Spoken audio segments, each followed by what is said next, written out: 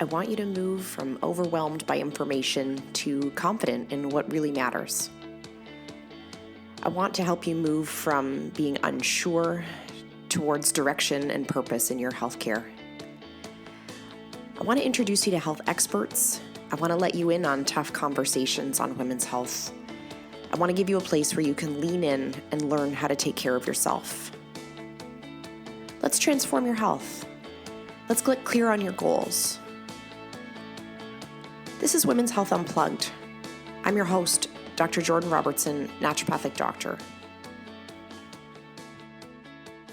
Welcome to another episode of Women's Health Unplugged. I'm your host, Dr. Jordan Robertson, and today I am joined by one of my classmates, which is amazing, Dr. Whitney Young. Whitney, I'm so grateful that you have given us your time today for us to talk specifically about mothers and specifically about, this kind of these concepts in self-care.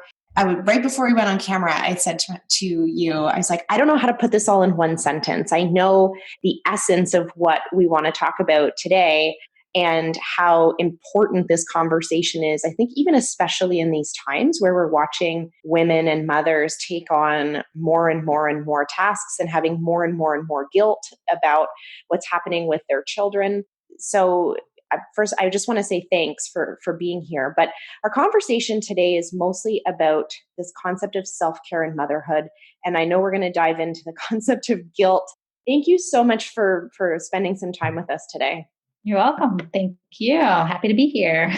Now, you are so transparent on Instagram, and I love the work that you put out there. It's such a reassuring thing to read as a mom myself. When I've had one of those very yelly days or very, very irritable parenting days, the program that you run online is called, or it's about sort of creating super moms and super babies. Can you just walk us through your story on how you became, such an expert in this area? For sure. Thank you. So I was always interested in working with children. I worked at a summer camp when I was a teenager and into my early 20s. So I loved working with kids. And then, been a naturopathic doctor, started working as a naturopath, and then, really loved working with the kids. And then I had my own daughter and she developed allergies, or she had life-threatening peanut and tree nut allergies. So that was a big wake-up call to me because, we want our kids to be perfect and we're like devastated when they're not. So that kind of set me down that track of like, okay, how do we introduce foods properly? And how do I've messed up this kid. So not only did I start the mommy guilt there, I'm a naturopath. I should know how to feed my kid and not create allergies. So I'm like, it's all my fault. So then it was like, what do I do with my second kid? So that's how I developed like the baby food basics and really dived into that piece of it. And then it really evolved from there. And in my personal life, again, so I had two daughters. One was 2.5. I'm almost 3 months old when my husband suddenly passed away from a heart attack. So there I was, solo mom, two young babies, and my world blew up. And this is where I had to kind of pick up the pieces and figure out how was I going to take care of us and myself. And really that's when I had to learn to ask for help and, take care of myself while I can take care of these little kids. So this is what I bring to moms, is this resilience piece of like, no matter what, how are we going to all be okay throughout the ups and downs that life is going to throw us. That's such incredible insight, Whitney. And I imagine that's such a traumatic time for you in your life, and that, you realizing at that time, and maybe it was, maybe you didn't even realize in that moment, but that your health, you then became the non-negotiable as far as health, right? Being the solo parent suddenly to those two young girls, you are forced to figure out how to take care of yourself and be healthy, I imagine. Yeah. I was a zombie walking around in a fog for many months, or, definitely for that first year. And, trying to take care of myself. And then I started noticing I wasn't the parent I wanted to be. So then I started noticing I was yelling a lot, and I was angry a lot and tired. And I was doing counseling, and she started talking about, so how are you eating, and how are you sleeping, and tell me how much you're drinking. And I thought I had it all under control, and I was doing all the things I should be doing. But then I did need to take a look at myself and, like, yeah, I need to change a few of these things in order to be happier. I mean, and move forward. And I think I'm sure you probably see that in the women you work with. That's something that commonly women will say when you say, like, well, what's their deep why for wanting to, take care of themselves, or why did they book the appointment? They Mhm. will often say that they don't like the mom that they Mhm. are, Mhm. right? Whether it's showing up at particular times in the month, right? Mhm. Whether it's showing up under certain circumstances, whether it's been triggered by a major life event, that those women can see in those moments that they're not showing up as the vision of themselves that they had as a mother. Yeah, yeah, definitely. Yeah, and they're scared of pushing their loved ones away, like pushing their kids away or their partner, or they're also scared about their children learning their behaviors and becoming. I'm a really angry or anxious parent. Now I see my kid being a really angry, anxious kid, and I got to do something about it. Yeah, I see a lot of that. Yeah, they imagine that they're just going to pass those Mhm. traits down to their kids, right? Through either through modeling, or they even women almost have this misunderstanding that's ingrained in them, right? Right. And that's something that they are going to bestow on or pass on to their kids and mess them up. Off camera, we were joking. We were like, you know what? The kids are going to be fine. We're going to mess them up either way. Yeah, yeah. No matter if you do it quote unquote perfectly, you're gonna mess your kid up, and they're gonna be in therapy about something you did. Mhm. That's But right. Whether you introduce broccoli first or sweet potato first, either way, they're going to therapy eventually. yeah, don't worry, it'll all be okay. Yeah. So I want to break that down a little bit, because I think there's some sort of amazing themes, and even in our joking there. It's funny, while you were talking about your story, and when your daughter was diagnosed with anaphylaxis and whatnot. I distinctly remember the moment that I started to become worried about my son. And it's funny because I had this, like, it was right after he was born, and I had this, like, beautiful home birth, and there's the baby, and everything was great. And then the midwives were like, about 10 minutes in, they're like, okay, we're going to start his physical exam. We're going to start by looking for cataracts. And they took out the little light. And I went, oh, now I worry. Right. And I, like, distinctly remember in my brain going, oh, I was blissfully super happy about this baby for about 10 minutes. And now I'm realizing that I worry. And now I'm about to worry that he has cataracts. And then I'm Right. going to worry that he has an arrhythmia while they listen to his heart. And it's funny because I'm like, I felt like there was this specific moment in time where Mm. I was transported into Mm. motherhood, Mm. where now you worry about this small thing that you just met. Right. Yes. And now the mom baggage and the big mommy backpack, you start to wear Yeah. that, and you continue to wear. Yeah. Yeah. And I think that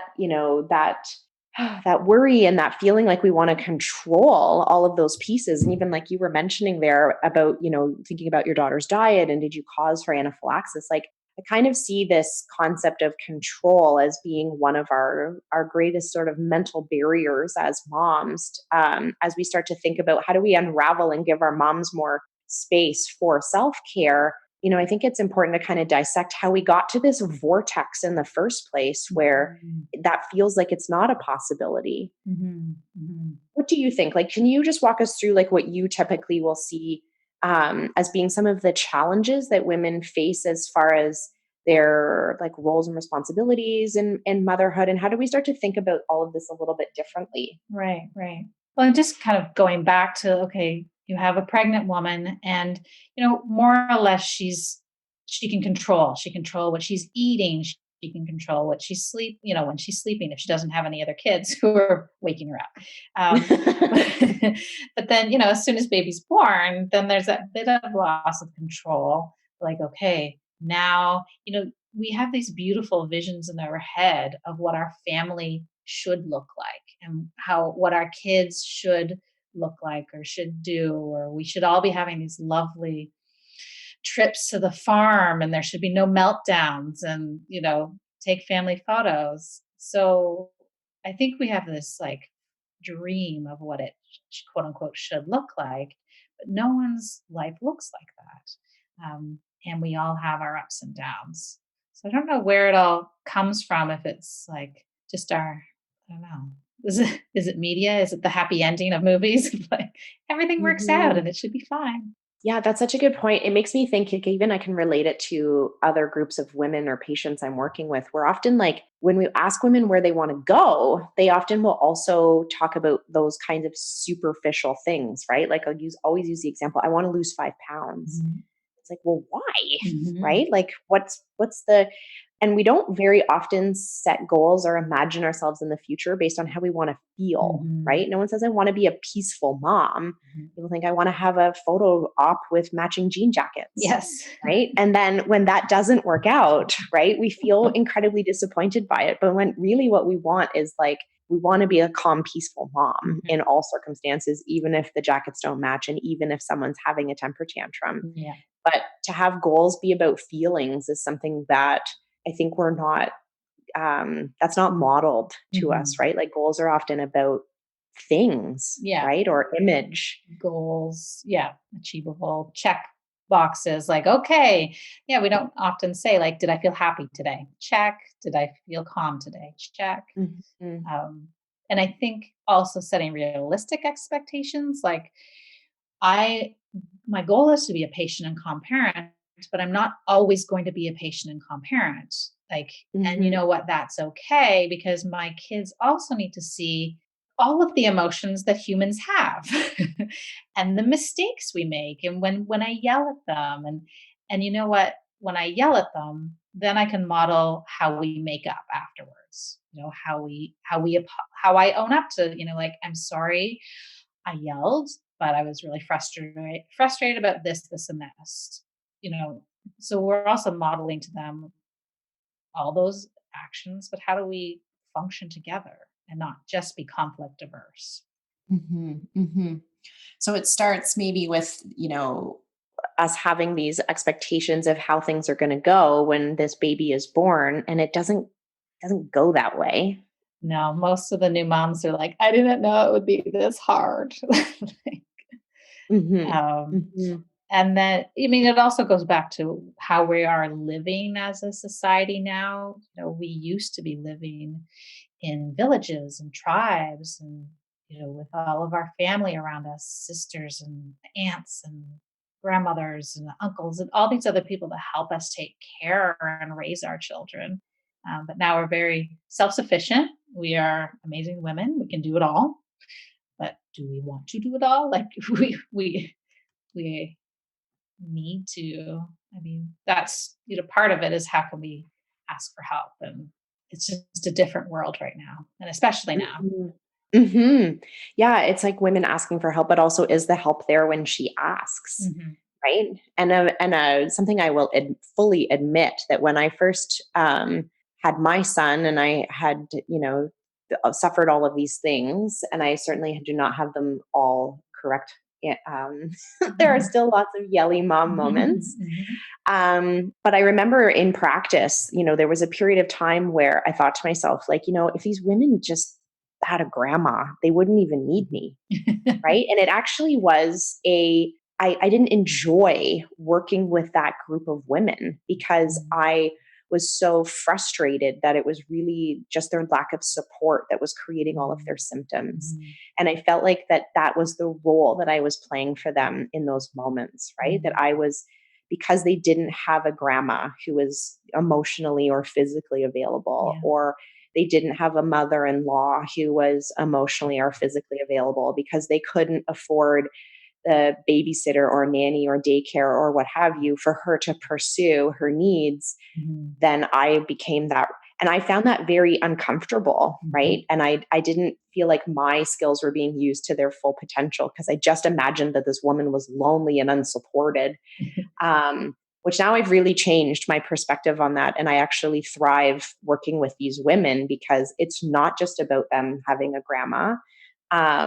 And I get to be part of their support team. But there was definitely a window of time where I was like, can someone just, can some grandma just go visit this woman, please, with her new baby so that she can have some help?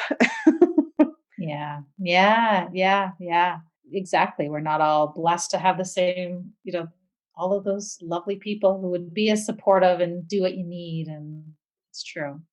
Um, but I was talking to one of my new moms in the last month, and then we talked about how about a mommy group? There's a few groups around here called the fourth trimester group, and so she's like, haven't thought about, like, oh yeah, okay. So she went, she joined, and she's like, thank you so much. I've made some mommy friends. Like we get together, and so now she has a support system that she hadn't even thought that existed. Hmm. That is great. And I think, of just having a spot for women to be able to voice what their experience is without judgment and without, fear, because it's normal to resent having a kid, Mhm. right? It's normal to hate some moments of it. Mhm. But when what we're exposed to is people's highlight reel, right? Like Yeah. on social media, or that this, again, like you said, like you can do it all, that if you feel like you're not doing it all or that you're not doing it all very well, right, that there's something wrong with you. Yeah, that you're not good enough. And exactly. You're just comparing yourself to everybody else. And then also making decisions based on what you think everyone else is doing. So I mean, that's a big theme, is comparing ourselves and what everyone else is doing and saying, oh well, we should do that because everyone else is. Well, maybe it doesn't fit for you and your family. And that's okay. Hmm. Hmm. Let's talk about that control piece a little bit, because I think us as moms trying to control the situation is part of our, burnout demise. Um, what do you see? Like, what do you notice in women about this aspect of control and how that sort of plays into their own difficulties and struggles as far as their own health and self care? Mhm. I guess the biggest ones we think about is like diet, or like what my kid is eating, and then also sleep. Like, are they sleeping? Like, that is something we may have no control over, or we try to get control and we hire sleep consultants or things like so those are big pieces. Or the food that we're feeding them. If we just magically get them the right diet, they're going to be perfect. But really, it's about give giving them a wide variety of good food, and how much they eat or when they eat is up to them. You can't other than when they're a small itty bitty baby and you're putting it in their mouth, they could still say no. Mhm. And how much, just to like take a slight sidebar there, like, and I don't spend a lot of time in pediatric health or research or anything at this point in my career. Like, how much does their diet matter? Hmm. Well, I mean, that's a good point. So, I mean, there's lots of research around diet, but then there's lots of research around the family and the family meal and the social structure. So, sitting down to meals as a family, then we see happier kids, smarter kids, and then less pickier kids. So part of it is around that family dynamic of what we do, not necessarily what we're eating, and the emotional stability of a home. So if you're always yelling at your kid to eat their peas, like, we're creating more emotional instability and stress in the home than if we are just a little bit less control freaky about it. Hmm. So, we have snacks and we have treats, and there are some women in my practice who they're very strict, and like their kid hasn't seen a hot dog until they were like 7 years old, or their birthday cake is just fruit. And I'm like, also got to live a little. Like, this is So then I worry about how much control and anxiety mom is having if we're controlling our kids and what they're eating so rigidly. Hmm. Hmm. Right. And then the reason I brought up the like doesn't matter, right? Because I think one of the things we see in those women is just the fatigue around controlling all of those things, whether that's like physical fatigue from staying up until midnight and making nut-free, dairy-free, egg-free balls for them to take to school the next day, Right. or the emotional fatigue of needing to control all of those aspects. Mhm. Mhm. Yeah, I mean, there's tons of shortcuts we can make, but if you like, honestly, when you look at the research and the kids that are doing better than the kids who aren't, when you're looking at like the food, they're talking about kids who eat like 3 vegetables or fruits a day, and then versus 0 or 1. So it's pretty attainable for the one like what we're trying to get our kids to eat rather than like 8 or 7. So like healthy outcomes, we don't have to. What am I trying to say? They we don't. They aren't The bar is not that high. exactly exactly. On Hmm. average, you're probably doing a really good job. Yeah, right.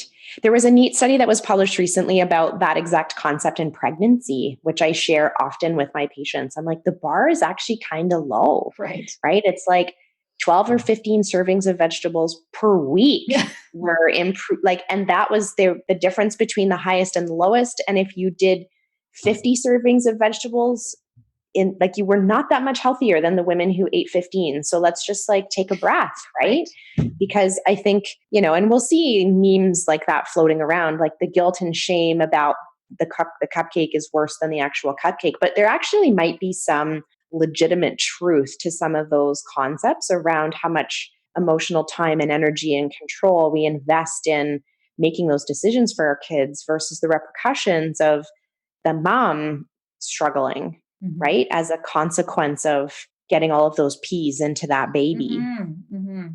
Oh, yeah. I had one mom come in and she, she thought she was coming in for her son who had a lot of food sensitivities, but the appointment really became more about her and more about her managing her expectations and me reassuring him, like, "You're doing a great job.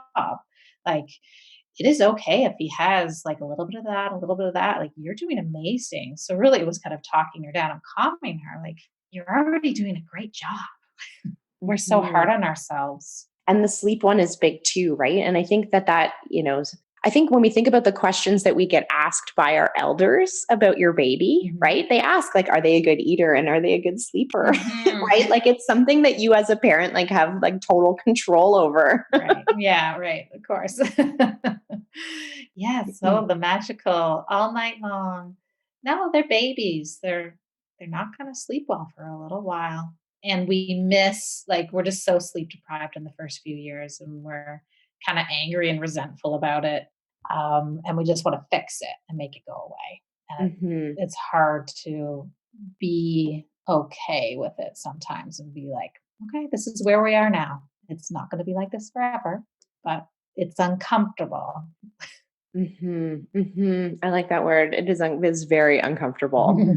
And so how do you coach women to start to like have that like it sounds like there needs to be some self-reflection on some of those pieces, right? Like are they creating the like home climate the way that they want, or maybe wants not the right word because she's trying to control everything, but with the way she envisioned it, right? Like the peaceful, calm, happy climate versus the stressed, shoving the peas into the baby climate. How do you coach women to start to, have those thoughts about the way things are going? Like, what are things women can look for in their day that would signal that this is something that we need to tackle with them? Mhm. Sometimes I get them to um, identify those red flag moments, and either grab a journal or just keep it in their phone, and like really those hot button red flag of like, I lost my mind moments, and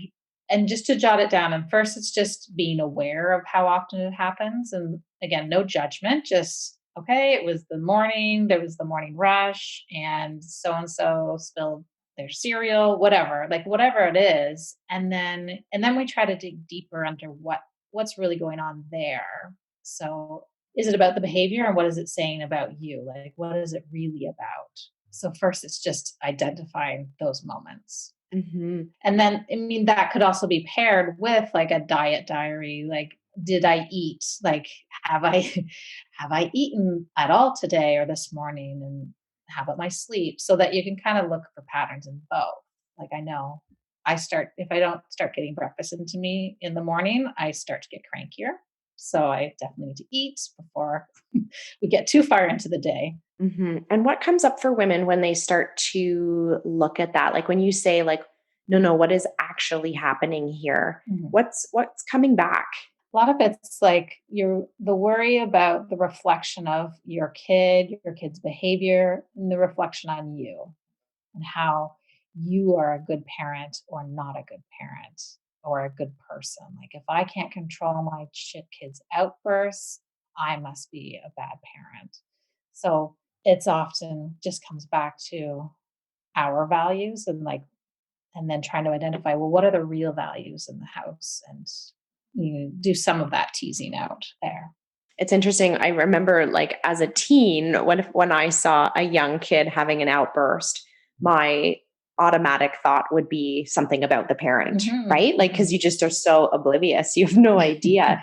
And then as soon as I had my own kids, all my empathy goes to the parent, right? When they're carrying their kid out of the store under their arm and Yeah. their kid is kicking and screaming. Um, all of my empathy and emotion is for that parent. Yeah. You're like, I've been there. Yep. That's Yeah. Oh, I've done the potato sack carry multiple we're times out of leaving. indigo. Yeah. Yeah, exactly. Exactly. I mean, and that's part of the conversation too, is supporting other moms, and building each other up instead of judging, and tearing each other down. That's, Mhm. side piece. But yeah. And then, and how much of it when you start to talk to women, because I think I keep coming back to this concept of control, right? Because, we have less control than we think. The things we're trying to control maybe don't matter.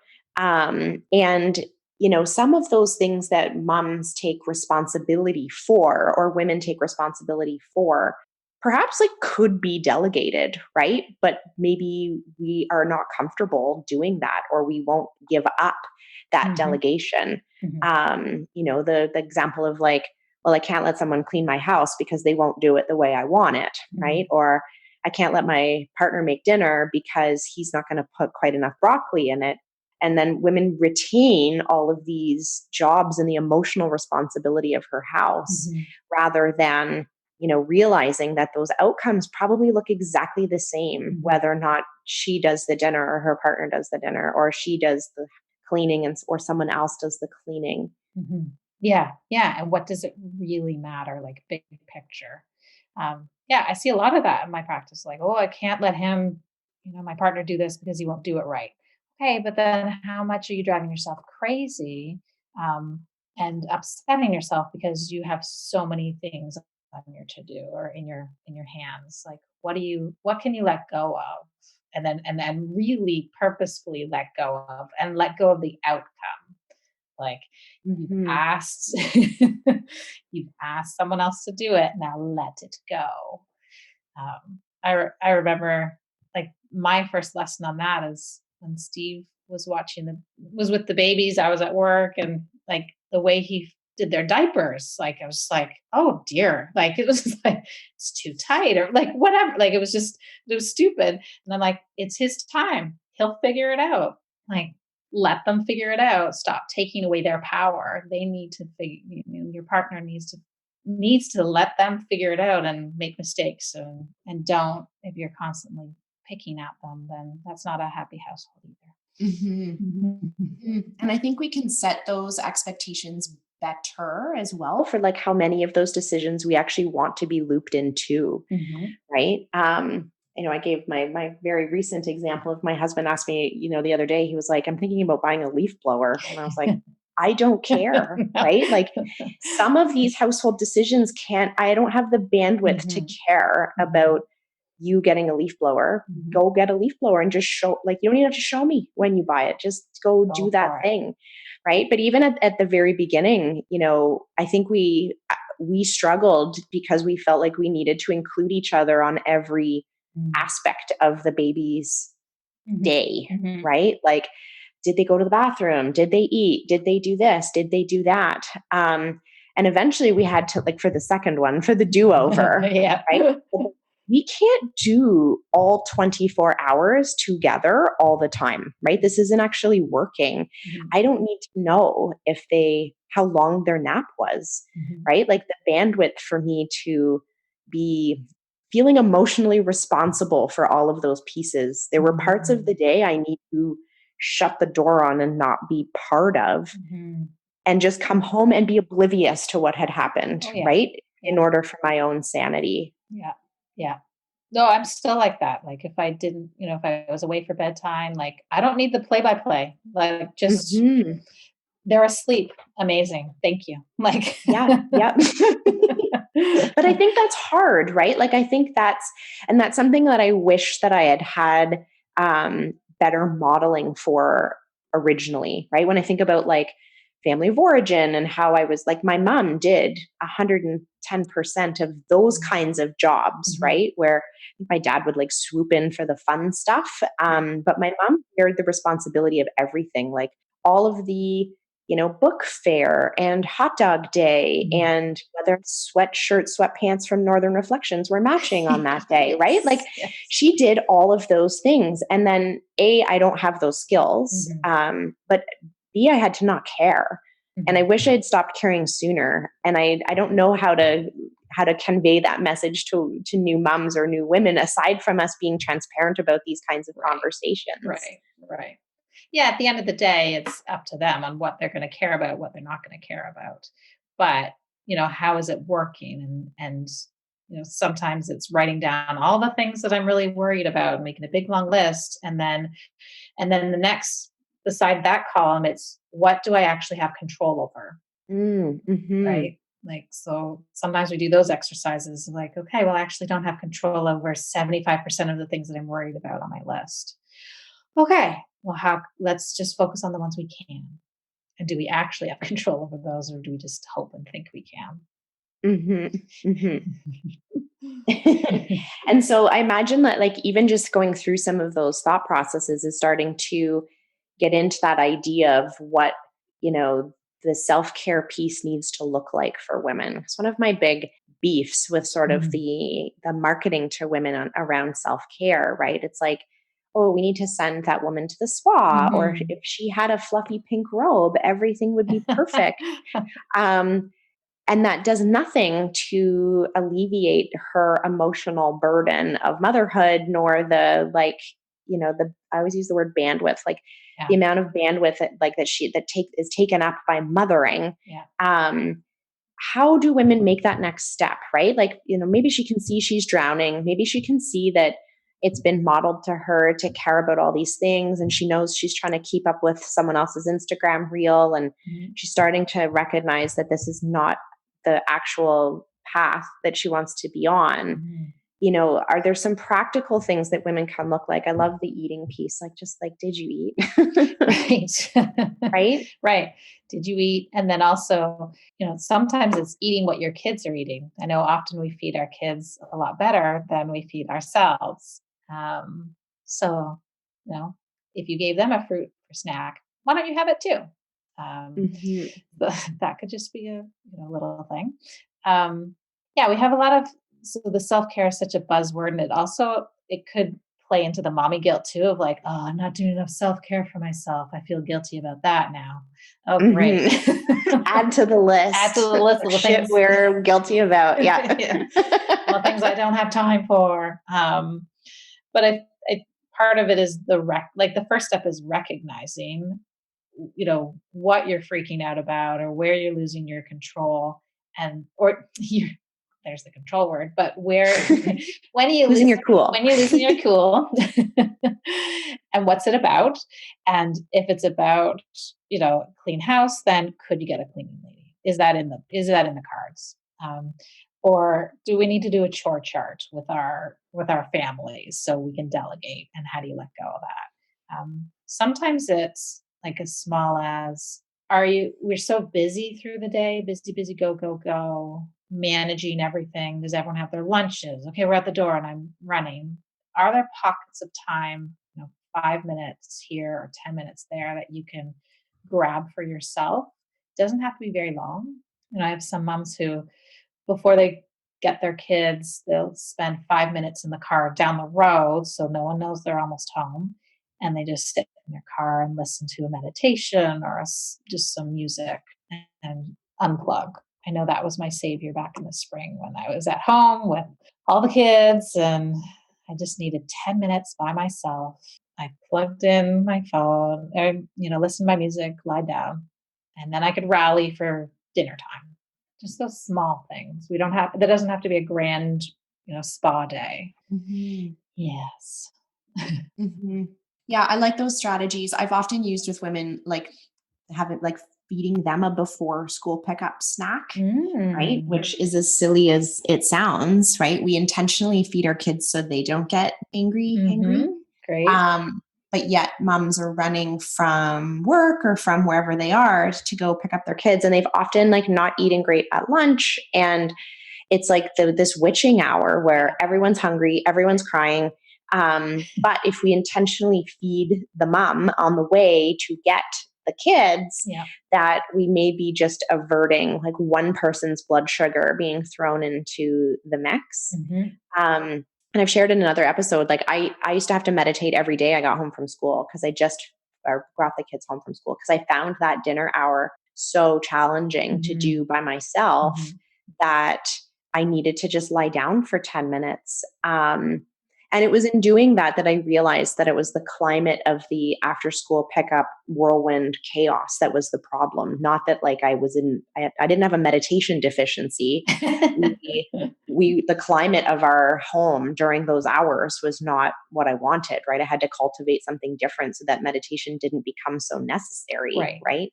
Yeah. I have to go lie down because of this parenting situation.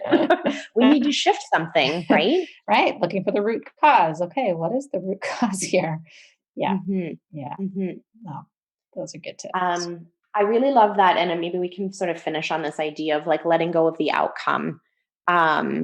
Because I think that's the part that's where I sort of imagine there to be the hardest buy-in for women, that we think that all of these little elements maybe we just want them all to matter, right? And that we want to control that outcome, or that maybe we're even fed this ideal that we can control the outcome.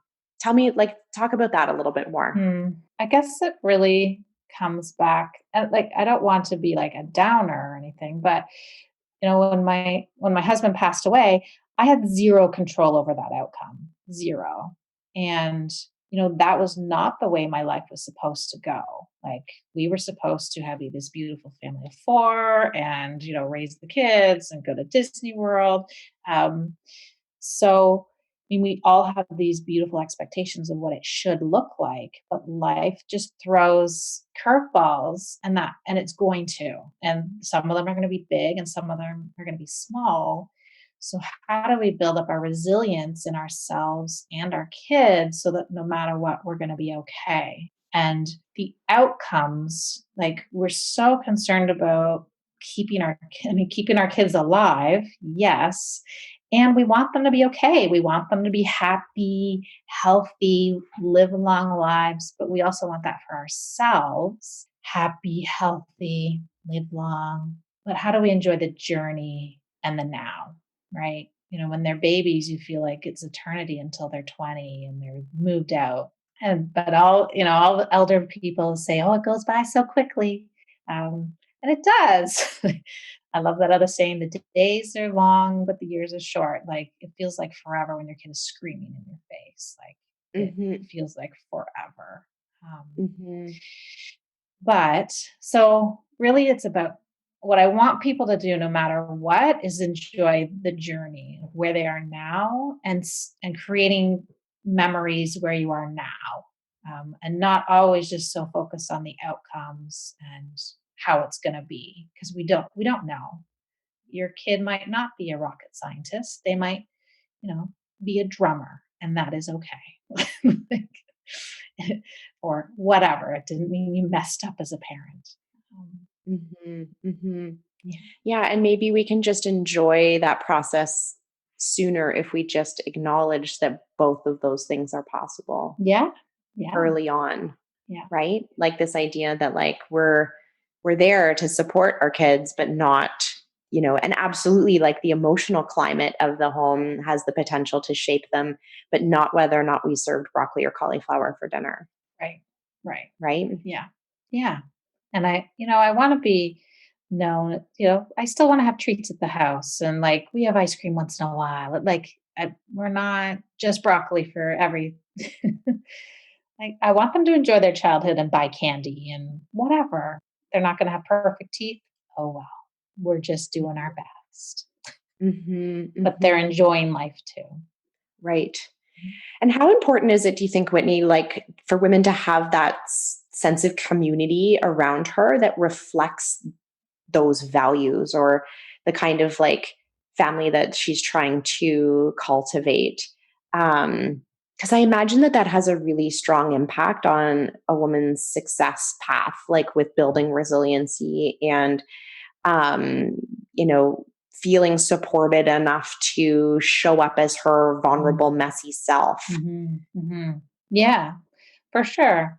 Exactly. Who are you hanging out with, or who are your other mommy friends? Are you able to be yourself and share like the crappy moments and feel supported and not judged, right? If you're feeling Mhm. judged by your inner circle or your mommy group, then it's probably not the right mommy group for you. Um, because yeah, you want to be yourself, so that we're then modeling for our kids. It's okay to be you. um, Mhm. and I mean, sometimes that comes back to us accepting our kid for who they are as well. If I'm working with a mom who comes in with an anxious kid, I'm like, your kid may just always be anxious. They were born this way. Like, we can't, I can't give you a magic pill that's going to make it away. So make it go away. So accepting who they are is a big piece of it too. Mhm. While you accept your own messy, messy humanness at the same time.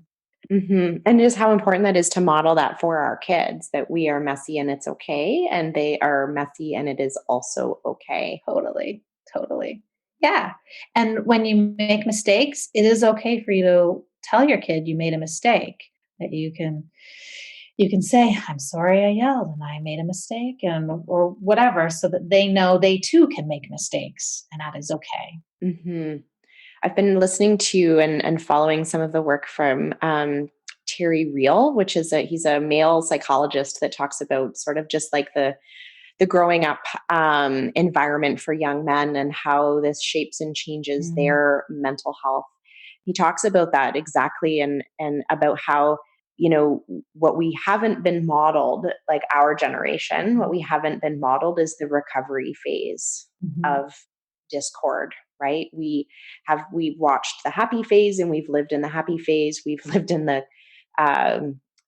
chaotic phase, or in the where there's discord in a family. But what we were never modeled by our parents was how to recover mhm. from conflict to peace, Totally. right? We Yeah, would flip flop back and forth yeah, between conflict and peace without having these more vulnerable yeah. conversations about how, like, the apology from the parent was not a thing, Mm-mm. right? Or the admission of vulnerability or the admission of weakness wasn't a thing. And so we've got generations of, and he's speaking about it specifically in the context of men, but I think it applies to all adults, is that we would just flip flop between happy and conflict Yeah. without this recovery phase, right? Where I think that that's where, and he speaks in so much in his work about how that resiliency in kids is built from the recovery phase, Mm, mhm. right? Like, how do we move from those conflict moments back to peace and let them in on what's happening, Yes. in a way that's productive and teaches them? Because otherwise, things become chaotic in their mind Yeah. around what made things so conflictual, what made things so peaceful. They don't know. Right. Yeah. So they're very fearful, or what is going on in our house? I don't know. Sometimes things are okay and sometimes things are not okay. And Mm-hmm, I don't feel safe, or yeah, they're trying to make sense of it in their own little brains. mm-hmm. Mhm. I love this conversation because I think when we think about the health of women, and especially it's very topical right now with everything going on in the world and the issues around employment with women right now, and child rearing and schooling, Mhm. and like all of the responsibilities that women are struggling with right now. I think that this conversation is really important. What's your passion? Like what's when you think about like giving women sort of your lasting Mhm. message to walk away with and to think about, like what do you want our listeners to like deeply know about this particular topic and conversation? Um, well, no matter what, I want them to be okay, and them, and their kids to be okay. So that resilience and strength.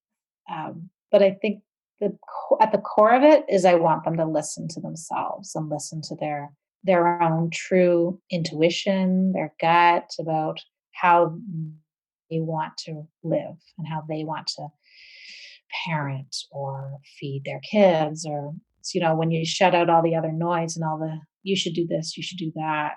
What do you really want is what it comes down to. What's best for you and your family, and shut out the rest of the noise, because there are 1,000 ways to parent and there are 1,000 ways to raise a kid, or a million different ways, and there's no one right way. It's what's best for you.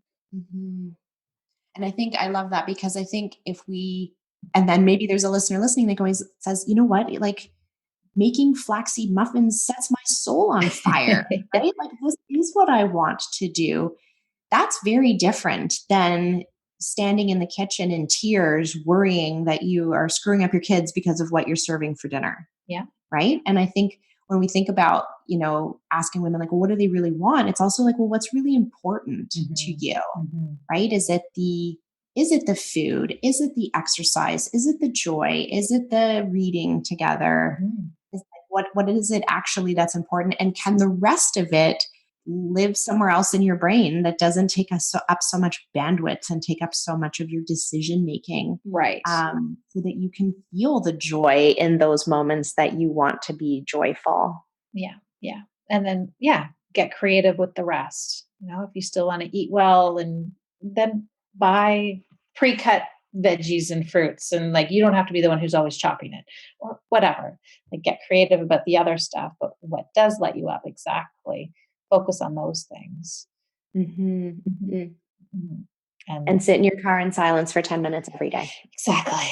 This is how we make happy moms. By yourself. By yourself. I know.